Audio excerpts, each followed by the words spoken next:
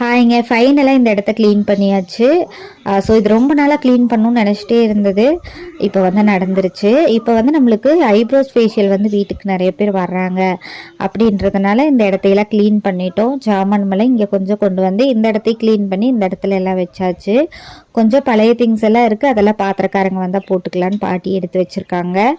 மற்றபடி ஓரளவுக்கு எல்லாத்தையுமே நம்ம க்ளீன் பண்ணியாச்சு. ஃப்ரண்ட்டில் பார்த்தீங்க அப்படின்னா கொஞ்சம் ஸ்க்ரீன் போட்டுட்டு ஐப்ரோ ஃபேஷியலுக்கு மெஹந்திக்கெல்லாம் வரவங்களுக்கு அங்கே நம்ம உட்கார வச்சு பண்ணிக்கலாம். கொஞ்சம் இடமும் நல்லா இருக்க மாதிரி தெரியுமில்ல அப்படின்ட்டு அந்த வேலையை பார்த்தாச்சு. ஸோ இன்னும் கொஞ்சம் ஒர்க் இருக்குது, அதையும் வந்து பார்க்கலாம். இன்றைக்கி பீரியட்ஸ்க்கான ஒரு ரெசிபி தான் உங்களுக்கு சொல்ல போகிறேன். அதாவது எனக்கு பீரியட்ஸ் வந்து ஆல்ரெடி ஒரு 2-3 நாளைக்கு முன்னாடியே வந்திருக்கணும், ஆனால் இன்னும் ஆகலை, டேட் தள்ளி போகுதுன்றவங்களுக்கு, இல்லை பீரியட்ஸ் டைமில் பெயின் அதிகமாக இருக்குதுன்றவங்களுக்கெல்லாம் இந்த ரெசிபி வந்து ரொம்பவே யூஸ்ஃபுல்லாக இருக்கும்.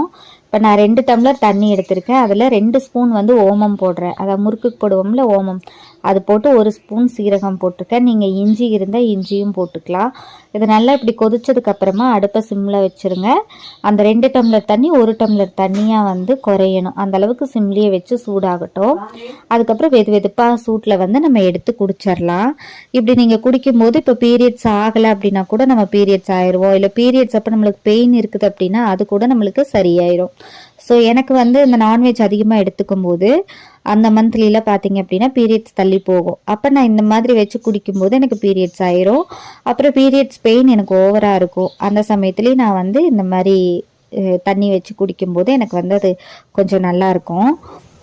ஸோ இந்த பீரியட்ஸ் அப்போ மோஸ்ட்லி நம்ம ரெஸ்ட் எடுக்கணும். அதுக்காக தான் நம்மளை ஓரமாக ஒதுக்கி வைக்கிறாங்களே. அந்த நேரத்தில் நம்ம எந்த விதமான வேலையும் செய்யாமல் நம்ம ரெஸ்ட் எடுத்தோம்னா தான் நம்மளுக்கு உடம்பு நல்லா இருக்கும் அப்படின்றதுக்காக. அதை வந்து நிறைய பேர் தப்பாக புரிஞ்சுட்டு இது என்ன தீட்டுப்பட்டா வந்து வயசுக்கு வந்தா பீரியட்ஸ் ஆனால் தனியாக உட்கார வைக்கிறது, இதெல்லாம் தீண்டாமை அப்படி இப்படின்னு சொல்லிட்டு இருக்கோம். பட் ரியல் ஃபேக்ட் என்னன்னா அந்த நேரத்தில் நம்ம வந்து வேலை செய்யாமல் ரெஸ்ட் எடுத்தோம் அப்படின்னா நம்ம உடம்பு வந்து கொஞ்சம் நல்லா இருக்கும், கர்ப்பப்பையும் வந்து வீக் ஆகாமல் இருக்கும். அதுக்காக தான் அந்த மாதிரி அந்த காலத்தில் பண்ணியிருக்காங்க.